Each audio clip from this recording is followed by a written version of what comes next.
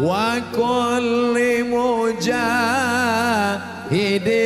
lillah bi ahlil badri ya Allah. Kalau nanti akan terjadi hari Jumat pertengahan Ramadan, maka nanti akan begini-begini terjadi. Setelah dihitung-hitung, ternyata pertengahan Ramadan yang ada Jumatnya itu nanti di Ramadan 1441. Muharram, Safar, Rabiul Awal, sekarang Rabiul Akhir, Jumadil Awal, Jumadil, Rajab, Sya'ban, Ramadan. Apakah itu akan terjadi seperti yang ada di hadis itu? Wallahu a'lam bissawab. Mana kita tahu, dia belum terjadi. Tapi kita bersiap-siap perlu. Andai terjadi, kita sudah siap. Andai tak terjadi, berarti hadisnya tak sahih, bukan nabinya bohong. Jadi kami siap-siap lah nih Pak Ustaz. Saya siap lah. Rabiul Awal sekarang, tahun kali 24, 25. Rabiul Akhir, Jumadil Awal, Jumadil Akhir, Rajab, Sya'ban. 5 bulan lagi. Siap-siapkanlah. Bahwa terjadi, kita sudah siap. Bahwa tak terjadi, berarti hadisnya palsu. Bukan berarti Nabi Muhammad pembohong. Karena kan tak ada bukti real nyata, ada rekaman rupanya Nabi ngomong qala Rasulullah SAW. Oleh sebab itu, jangan nanti ketika tak terjadi, ini hadis ini bohong aja ini. Bukan Nabi berbohong. Hadis itu tak sahih. Nah, ini tentang masalah kalau nanti terjadi model prediksi-prediksi yang begitu. Kalau ibu bapak ibu baca nanti atau dengar ceramah yang modelnya prediksi, perkiraan, disampaikan oleh orang nanti akan begini, akan begini. Nah, kalau sumbernya benar, siap-siap, apa salahnya siap-siap? Tapi andai tidak terjadi pun, kita sudah siap. Jelas? Wallahu a'lam. Kemudian amal doa anak soleh. Apakah itu harus anak yang kandung atau doa anak yang yatim yang Ibu kalau mendoakan saya, sampai tak doa ibu ke saya? Sampai. Kita tak ada hubungan. Bapak kalau mendoakan saya sampai apa tidak? Sampai, tak ada hubungan. Makna anak soleh itu bukan membatasi hanya doa dia yang sampai. Makna doa anak soleh itu artinya amal Abdul Somad ada 3 yang tetap mengalir. Ceramah Abdul Somad ini amal dia apa tidak ini? Amal. Kalau Abdul Somad ngasih semen, ngasih batu bata, itu amalnya apa tidak? Amal. Anak Abdul Somad itu anaknya itu amalnya apa tidak? Kalau anak itu bukan amal saya tengok aja bini saya, mungkin lahir anak saya itu. Nah, begitu kasarnya, mohon maaf, beri maaf. Jadi makna anak tadi jangan diragukan. Ustaz, kami ini tak punya anak, cuma anak angkat. Mengalir. Anak tiri, mengalir. Anak orang, mengalir. Mengalir. Jangan takut tentang masalah. Yang tak punya anak, jangan takut. Anak asuh, anak yatim. Makna hadis itu mengatakan anak soleh artinya amal kita nih putus, tapi ada 3 amal kita. Sedekah itu amal kita, anak itu pun amal kita, dan ilmu yang kita ajarkan itu pun amal kita. Bisa dipahami? Bisa. Insyaallah. Wallahu a'lam.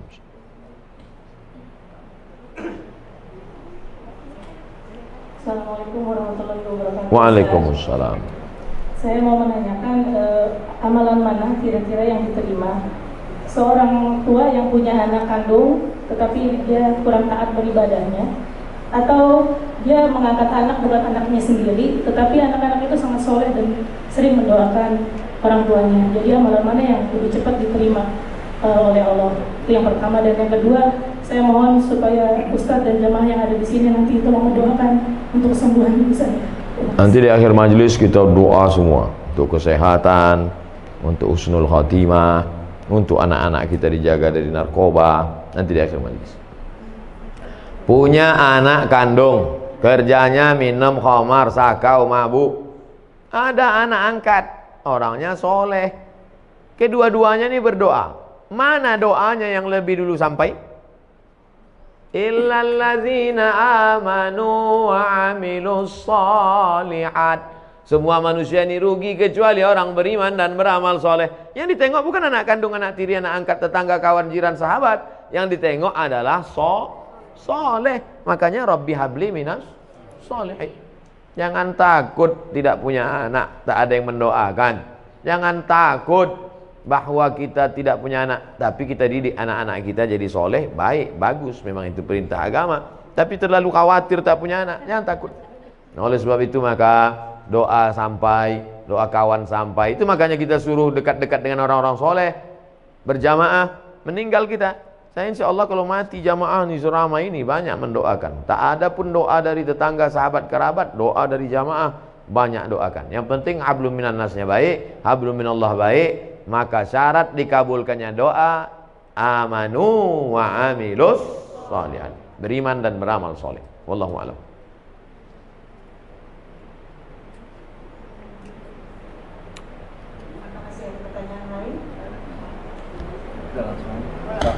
Assalamualaikum Pak Ustaz. Waalaikumsalam.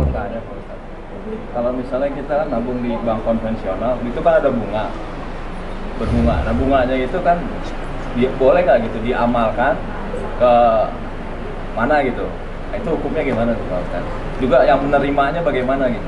Bapak Ibu yang ada tabungan di bank konvensional besok, waalaikumsalam warahmatullahi wabarakatuh. Bapak Ibu yang ada tabungan di bank konvensional, kalau betul Bapak Ibu mendengar pengajian saya ini, besok pagi alihkan ke bank syariah.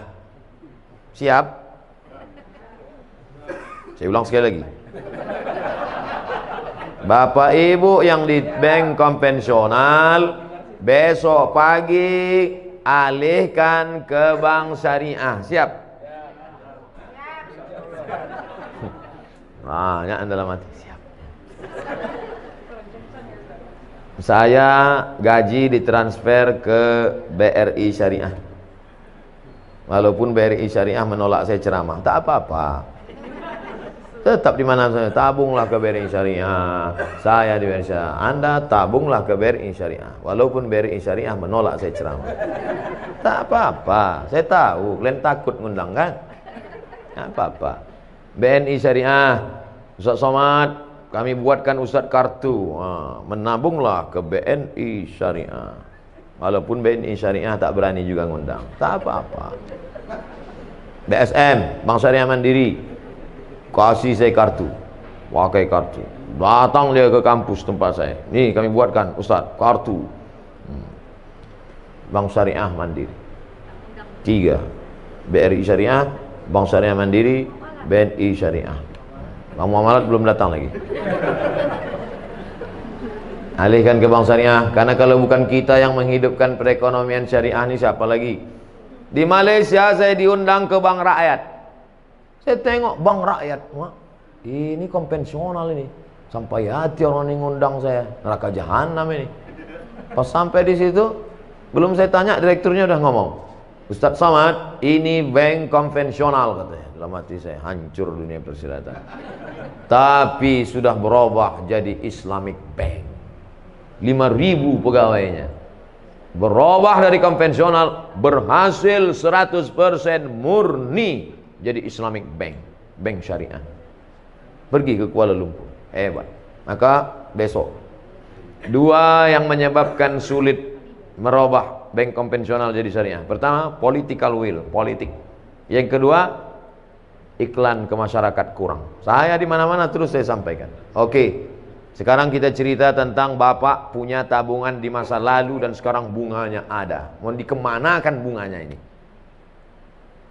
Bolehkah bunga yang punya Bapak 100 juta ini, kita taruhlah 100 juta ini sekarang ada bunganya, bukan tabungannya, bunganya. Kemana bunga ini? Kata Syekh Yusuf Al-Qardawi, nama kitabnya Fatawa Mu'asirah, sudah dicetak oleh Gema Insani Press Jakarta. Judulnya Fatwa-Fatwa Kontemporer Yusuf Qardawi. Diserahkan ke lembaga yang dinikmati orang banyak, masalih ammah. Masjid, panti jompo, panti yatim, sekolah Islamic boarding school, serahkan. Bapak yang ada tabungan-tabung di konvensional, duit hasilnya itu riba, jangan kasih ke anak, jangan kasih makan ke rumah, serahkan ke lembaga yang dinikmati orang banyak. Ini jangan Ustaz Somad nih ceramah gini, nanti ujung-ujungnya kemana Pak Ustaz? Ke saya. Saya sampai sekarang tak pernah kepentingan pribadi saya serahkan ke lembaga-lembaga yang banyak dinikmati orang banyak. Wallahu a'lam. Ustaz, assalamualaikum warahmatullahi wabarakatuh. Waalaikumsalam.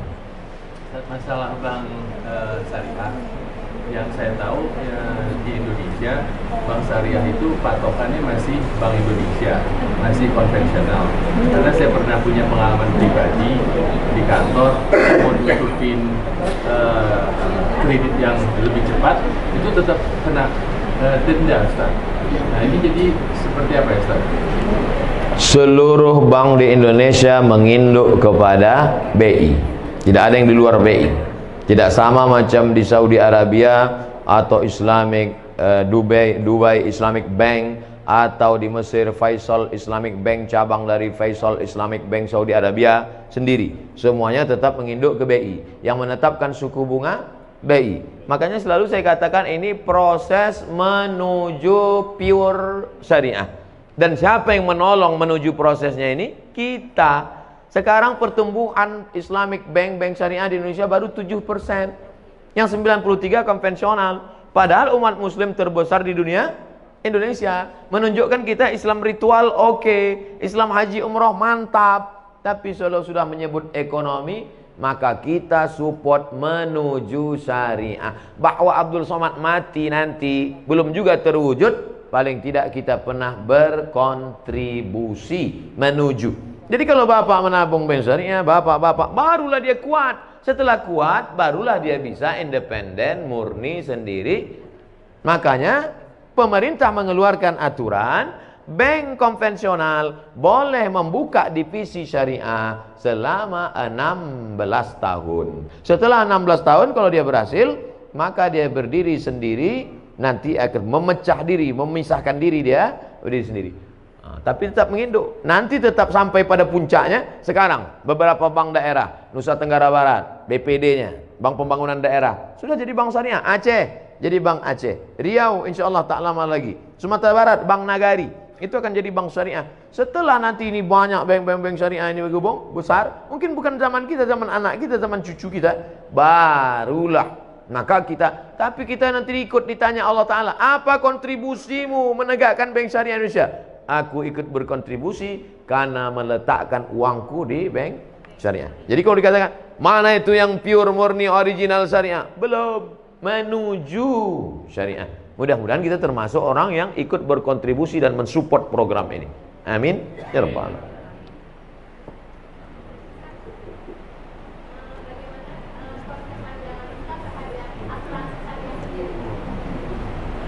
Hukum asuransi ada dua. Yang pertama mengatakan asuransi itu haram.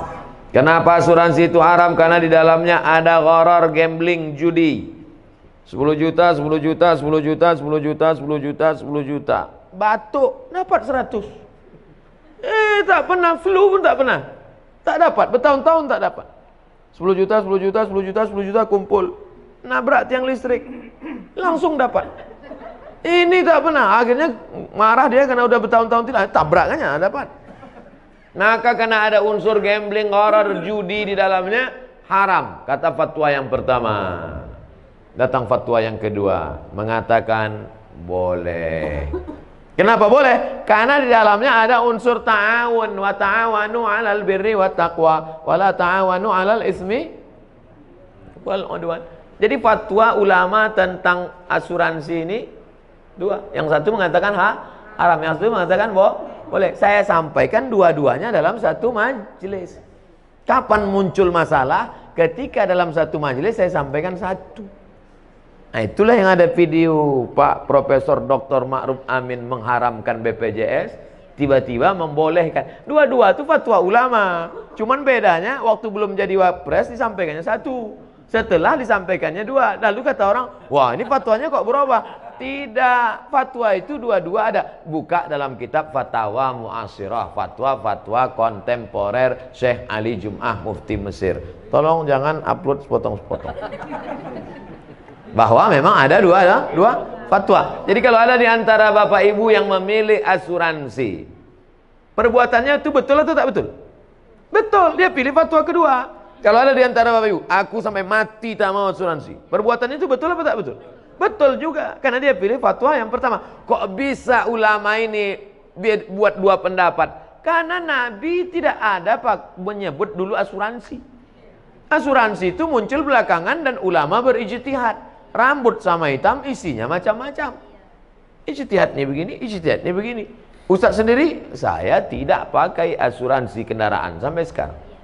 Terus Ustaz selamat terus, bolak-balik tabrakan. Mana berat yang listrik, sedang nyetir ditabrak orang dari belakang. Bahwa dia datang, musibah namanya. Oleh sebab itu maka amalkan sesuai keyakinan. Jadi kalau ada orang mengatakan, apa ya kau pakai asuransi? Sholat rajin, pengajian rajin, pakai asuransi. Fatwa kedua, bray. Wallahu a'lam.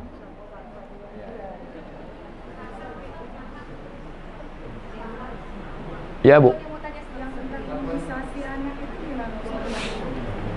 Sampai sekarang tidak ada keluar dari Majelis Ulama Indonesia yang mengatakan bahwa materi benda yang disuntikkan itu halal, tak ada. Ini kan ada fatwa halal. Ada tak halalnya nih? Oke, oke, halal. Halal. Halal ini isinya halal. Sedangkan itu, suntik itu tidak ada yang mengeluarkan fatwa isinya itu halal, tak ada. Yang ada fatwa boleh memakainya karena darurat. Bukan isinya. Boleh memakainya. Bedakan antara fatwa isi dengan fatwa memakai. Sekarang saya masuk ke hutan. Sampai di hutan tak ada makanan. Yang ada cuma babi. Lalu saya telepon. Assalamualaikum Ustaz. Waalaikumsalam. Ini ada babi nih Ustaz. Boleh tak saya makan? Kata Ustaz itu, ada kau makanan yang lain? Tak ada. Jadi pilihannya cuma dua aja Ustaz, mati sama babi. Makanlah babi itu. Apakah babi itu halal?